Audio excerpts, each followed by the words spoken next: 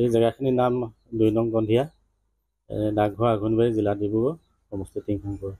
আমাৰ এই গৃহখনৰ মোৰ পৰিয়ালৰ ভাইটি। তেখেত কেৰেলালৈ বুলি 18 ফেব্ৰুৱাৰী দিনাখন ওলাই গৈছিলে কৰ্মসূত্ৰে, আৰু ঘৰখনৰ একমাত্ৰ তেওঁৱে উপাৰ্জন কৰি ঘৰখন চলা কৰি আছিলে। গতিকে সেই কৰ্ম সংস্থাপনৰ কাৰণে তেওঁ কেৰেলালৈ গৈছিলে 18 তাৰিখে, আৰু সেই 18 তাৰিখে কেৰেলালৈ যোৱাৰ পথতে কিবা কাৰণত ইৰোড নামৰ এটা ৰেল জংচনত তেওঁ নামি পেলাই মানে নিৰ্দিষ্ট সময়ত তেওঁ আকৌ পুনৰ ট্ৰেইনখনত নুঠাৰ কাৰণে ইতিমধ্যে ট্ৰেইনখন ৰাওনা হ'ল।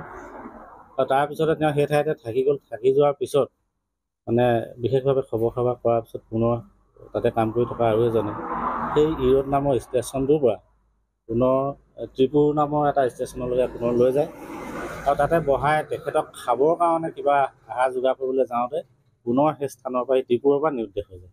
গতিকে আজি পৰ্যন্ত তেখেতক আমি কোনো সুমুহূৰ্ত পোৱা নাই। গতিকে আমি সমস্তজনকে আপোনালোকৰ এই আটাইকেইটা চেনেলৰ যোগেদি কৰজোৰে আহ্বান জনাইছোঁ, যাতে এই চেনেলৰ যোগেদি বিচাৰি পায় তাৰ কাৰণে আহ্বান জনাইছোঁ। এইবাৰ প্ৰথম নহয়, প্ৰায় আজি তেখেতে 10-15 বছৰৰ আগৰ পৰা তাতে কৰ্ম কৰি চলি কৰি খাই আছে।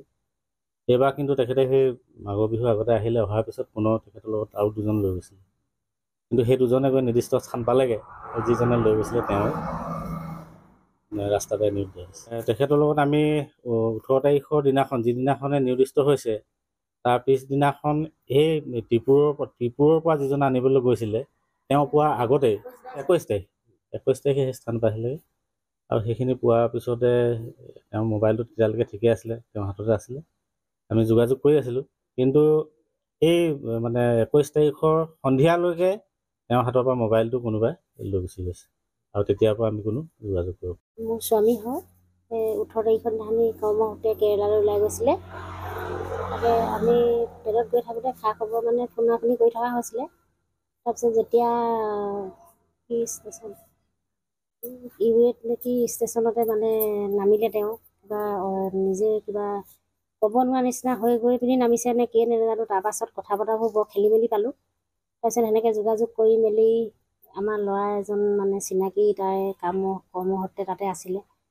তাৰপৰা তেওঁ ফোনাফোনি কৰি মেলি নিজৰ তাৰমানে অকণমান আঁতৰৰ ষ্টেচনলৈ এটালৈ নিয়া হৈছিলে, মানে তেওঁ য'ত থাকে আৰু তালৈ। তাৰপাছত তাতে তেওঁক খাবলৈ মেলিবলৈ দি মেলি তাৰপিছত কি কয়, তেওঁ কিবা পানী দুনি আনিব কিজানি গৈছিলে, আৰু সেনেকুৱাতে তেওঁ মানে তাৰপৰা উঠি গুচি গ'ল। তাৰপাছত থানাত জনাইছোঁ, আৰু আপোনালোকৰ চেনেলৰ জৰিয়তে যেনে খবৰ পাওঁ যেন